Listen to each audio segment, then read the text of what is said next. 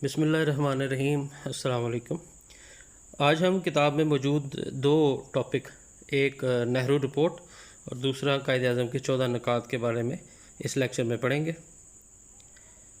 1927 में sir John Simon की सरबराही में एक आइनी कमीशन कायम किया गया, जिसे साइमन कमीशन के तौर पर तारीख़ में जाना जाता है।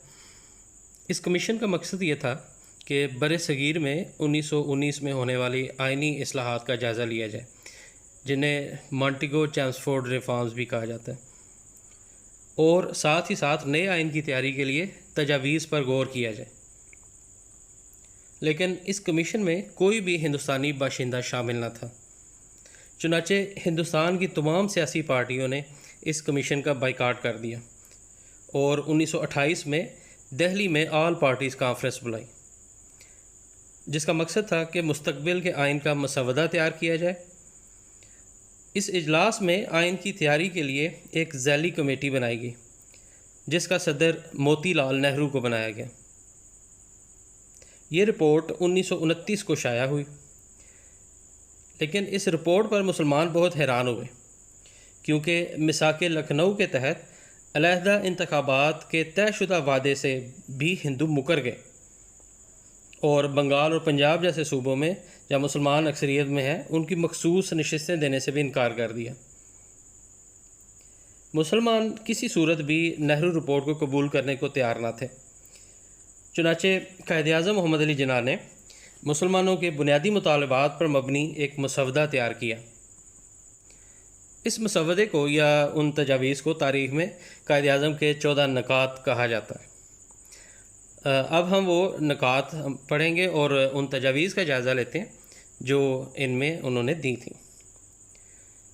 जो पहली तजवीज़ उन्होंने दी वो थी कि आइंदा का आइन वफाकी तर्ज का होगा, यानी इसमें दो सतह पर हुकूमत होगी, एक मरकज़ी हुकूमत और दूसरी सूबाई हुकूमत, जैसे कि पाकिस्तान में आजकल राइज है, और सूबों को ज़्यादा बाइख्तियार बनाया जाएगा।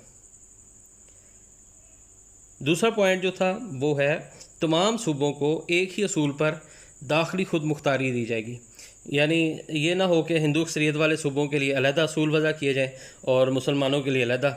इसी तरह इंतखाबात के अमल के लिए भी एक जैसा असूल ही तमाम सूबों को अपनाना चाहिए।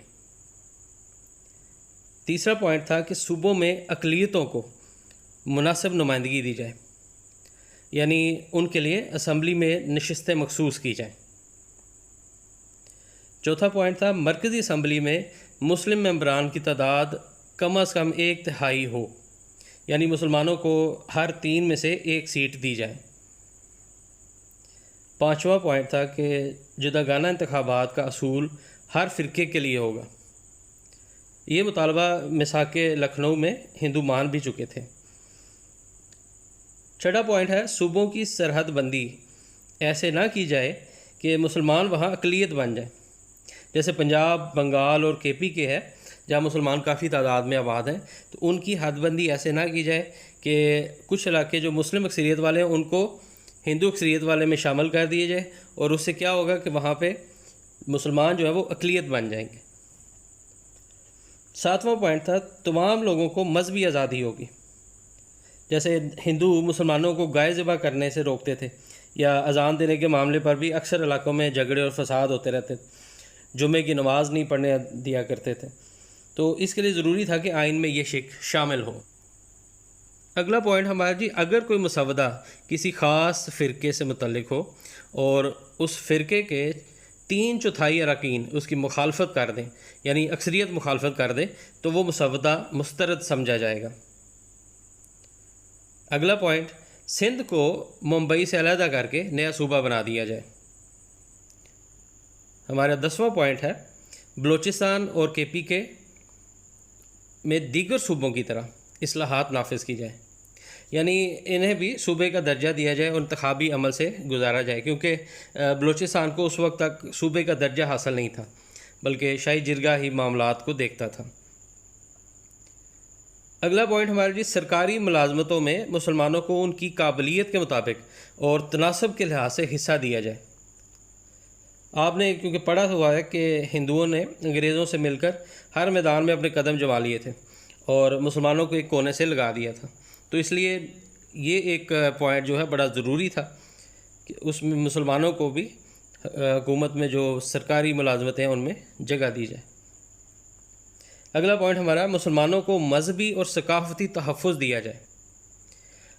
अजीज़ तलबा, ये शिक या तजवीज़ इसलिए ज़रूरी थी कि हिंदुओं के अंदर कुछ मजहबी इंतहा पसंद गिरोह ज़बरदस्ती दूसरे मज़ाहिब जिनमें इस्लाम भी शामिल था कि अफराद को हिंदू मत इख्तियार करने पर मजबूर करते थे और इनकार पर उनकी जानो माल के दुश्मन बन जाते थे। हमारा 13वां पॉइंट, सूबाई और मरकज़ी वजारतों में मुसलमानों को कम अज़ कम 1/3 वजारतें दी जाएँ। और आखिरी नुक्ता या तजवीज़ जो थी कायद-ए-आज़म की तरफ से वो थी कि आइन में सूबों की मर्ज़ी के बगैर कोई तब्दीली ना की जाए। तो ये थे कायद-ए-आज़म के 14 निकात जिन्होंने न सिर्फ मुसलमानों के हकूक़ की तर्जमानी की बल्कि हिंदुस्तान में आइन साज़ी के लिए एक बुनियादी ढांचा भी फ़राहम किया।